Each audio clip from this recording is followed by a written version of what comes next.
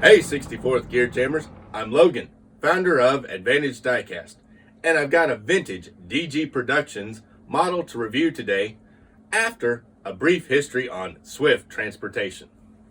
But first, please make sure to subscribe to my channel and grab my report on tips for valuing your collection with the link down in the description below.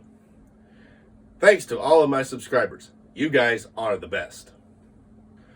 On October 10, 1966, a new truck line began. This trucking company was destined to become one of the largest truck lines in history. Swift Transportation began operating by transporting imported steel from the port of Los Angeles to Arizona. On the turnaround, they transported Arizona cotton back to Southern California. Founded by Jerry Moyers, the original company operated under the name of Common Market. The Swift name was purchased from the Swift meat packing family later on, and the truck line name was changed to Swift Transportation. Jerry Moyers, along with his father Carl Moyers, brother Ronald Moyers, and Randy Knight, built Swift Transportation into a multi-million-dollar business. When Jerry's father Carl passed away, Jerry Moyers became the sole owner of Swift Transportation. Swift grew by acquisitions of additional truck lines, finding new clients, and taking good care of existing customers. By 1990, Swift's growth in trucks was in excess of 800. Another huge change was in store for Swift. On September 8, 2017, Swift Transportation and Knight Transportation merged into one company to create Knight Swift Transportation Holdings, Inc., or Knight Swift. The merger of Swift and Knight was the largest merger of a truckload carriers in the history of trucking. The new Knight Swift Holding Company included other truck lines, Bar None Transportation and Abilene Motor Express. All brands included were allowed to continue to operate separately within the Knight Swift Transportation Holdings, Inc. Swift's terminal network grew to over 40 full-service facilities in the United States and Mexico combined. Swift also owns 100% of Transmex, a Nuevo Laredo, Mexico-based truckload carrier. Swift offers a broad range of services that include over-the-road, full truckload, dedicated, flatbed, intermodal, logistics, warehousing, and transportation through all major Mexican border crossings. Headquartered in Phoenix, Arizona, and operating over 14,000 trucks, Knight Swift Holding Company is the largest full truckload truck line in North America. What we have here is a Volvo 670 high roof sleeper with 53-foot dry van trailer for Swift Transportation of Phoenix, Arizona. Now this one was made by DG Productions, who gave up making toys, die-cast toys 10 to 15 years ago. So this is a very old release, and you're going to notice that some of the features that we're accustomed to today are not on this truck, but keep in mind this is a good 20-year-old truck when this model actually came out, and the standards were quite a bit different back then. Now I'll go on and set the tractor back a little bit so we can start off with the trailer. This trailer is a smooth-sided trailer. There's no rib detail like the modern trailers, no rivets, nothing there. But that is okay because it made it very easy to apply graphics, which at the time were the more important thing, was to make sure those graphics, and they didn't really have the ability to put the graphic over top of the rivets.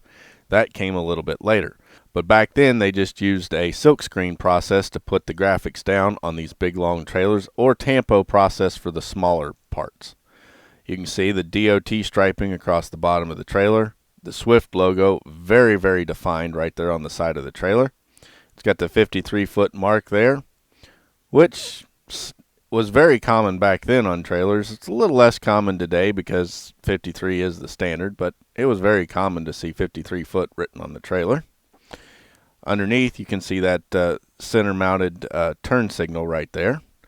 And it rides on 10-hole chrome wheels with a soft rubber tire, and it has a semblance of working suspension. Now I'll go on and turn him underneath. And this trailer is very heavy. It is a very, very heavy piece of diecast. The rear axles are a tandem axle setup. You can see the duals on each one, and they're just screwed onto the trailer with 2 screws, so they'd be easy to take off and change. They're set in the set forward position, which is most common for the 53 foot trailers, and there are 2 mud flaps that are white. They're hard plastic, ABS plastic, and they're molded in white. But Swift was running white mud flaps at the time for their logos. It has a spare tire carrier with a spare tire. And right here it says DG Productions, made in China, and that's cast into the base of the trailer. This kingpin here, it hitches up to the DG Productions. It hitches up to DCP trucks. It hitches up to Advantage Diecast trucks. And it'll hitch up to PEM by Hartoy. It's got that nice straight kingpin, which was a great idea. It most replicates the real ones, and it doesn't look silly like those big knots do. Now the landing gear is plastic piece and it's screwed on, but for the first time, this was an innovation of DG Productions actually. The landing gear was threaded and it's screwed down. Now of course over time that plastic gets a little stiff so that it gets hard to unscrew, but you can see it screws down. DCP copied this, but they improved upon it. They used the die-cast legs to screw it down too, so that you didn't have that problem of it getting stuck in the plastic. But screw-down landing gear was a DG Productions innovation for 64 scale. Top of the trailer, just painted silver. Smooth and silver. Around to the back on this trailer, you can see it has Swift Transportation logo, caution wide turns, and both mud flaps have Swift logo on them. Or they not logo, they just say Swift. It's got the DOT striping on the bumper, and it has, tip it up, 4 round brake lights that are tampoed in red. Bottom is black. The doors do open, and you had a very nice detailed interior. That was another improvement over the PEMs of the time. PEM had great graphics, great trucks, but they didn't have opening trailer doors. DG did that. DG also added the landing gear that went down, which was not on the PEM trailers. But there is a lot of similarity between DG and PEM, but they were contemporaries of each other. Around on the passenger side, you can see it's got the Swift logo, DOT striping, those nice wheels, which are a good wheel, and a great tread pattern molded into the tires. It's got that 53 foot and the DOT stripes. Bring it around to the front, and guess what? Just a plain white wall with the Swift written on it. It's the Swift in blue with the gold drop shadow, which was their logo way back then. And as you can tell, this is an old Swift logo. I mean, it's 20-year-old model, so you'd expect the graphics from that era. And that's what they are. Now we'll set the trailer down. And you can see with that screw-down landing gear, the trailer sits pretty much flat and level, just like the real ones would. That was such a great innovation, and I'm glad DCP kept up, and First Gear also kept up. Well, First Gear didn't. One of their trailers, they didn't make it, and it's been criticized to death. Now this is the Volvo 670 tooling that DG Production has. It has the 10-hole chrome fronts, 10-hole chrome duals in the rear, soft rubber tires. It has a steering that is positionable, not true steering. It just clicks in place. That was another innovation from DG that DCP carried on. It has 2 chrome pieces applied for the steps on the fairings in the front and 2 back here. The door handle is painted black, and then it's got the Swift here. says fire extinguisher inside. It's got the ICCMC numbers right there. And it's got Swift Transportation Company, Phoenix, Arizona, with its U.S. DOT number on the door. There's also a truck number up here on the fender. Now the hoods don't open and the doors don't open on this truck, and the mirrors are just plain black plastic. Hard plastic, but that's okay. They didn't even paint the little silver to make it look like they've got a mirror there. But inside, they did a really nice detailed interior in these trucks. It's all brown or light or a medium tan color. It's got steering wheel, dashboard, high back front seats, and gear shift on the floor, door panels, the whole works. Now there's no interior detail in the sleeper. They just put a wall off, but that's okay. You really couldn't see in there anyway. Round to the front, you can see the Volvo logo in their Volvo grille, which is a chrome plated piece. The driving lights and the headlights are both individual jewel style pieces. Where most people would just tampo those, they actually made a hard plastic clear piece that goes in there. Also, the grills on the side of the hood are a black plastic piece that's inlaid in there. Really nice, instead of just, tampoing it on or something. The windshields are hard plastic, and it has the windshield wipers molded in.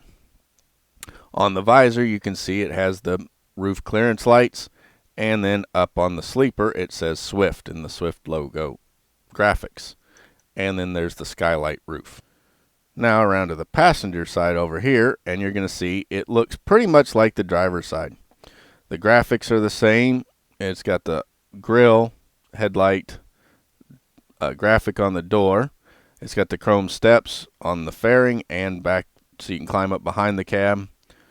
DOT numbers, Swift logo.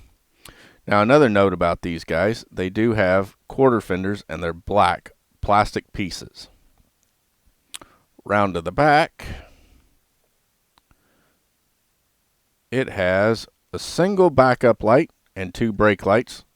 They are molded into the frame, but they also tampoed the colors on, so they look like they're colored. Not individual jewels, they're just colored pieces. And then you got both mud flaps with the corners angled off, which was really common on them back then, particularly the Volvos.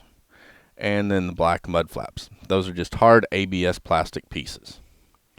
Tipping him up a little bit, it's got the fifth wheel that pivots, just like the real ones.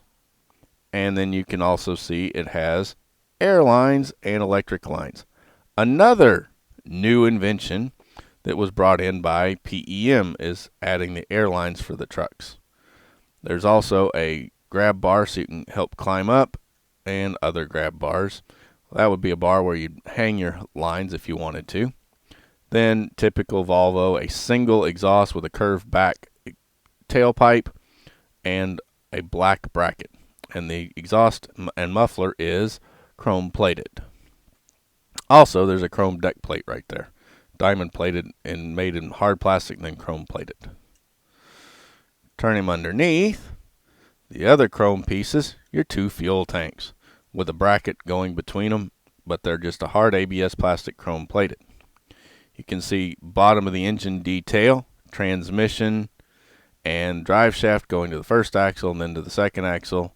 A rear air ride suspension, very well defined. It's made out of plastic, and it's actually probably better than some of the ones I've seen today.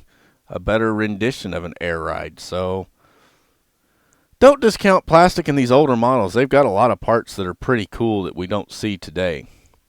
It's got front spring suspension. You can see how the steering just pivots on the tie rod there. And then the cab is just mounted with a couple screws to the frame. Now let's go on and hook this guy back up.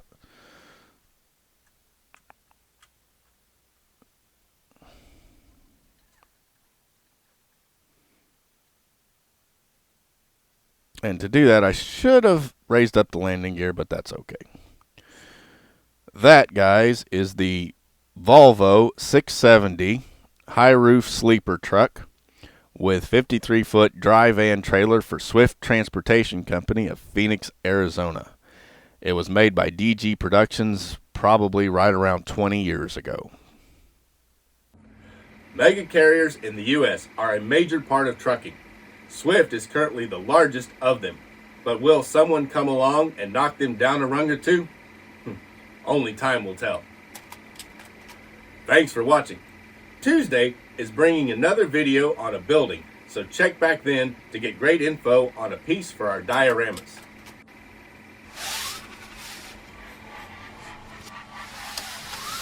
I'm Logan, the 64th Gear Jammer Skeele, founder of Advantage Diecast, closing up the Southside Warehouse on another episode of Toy Talk.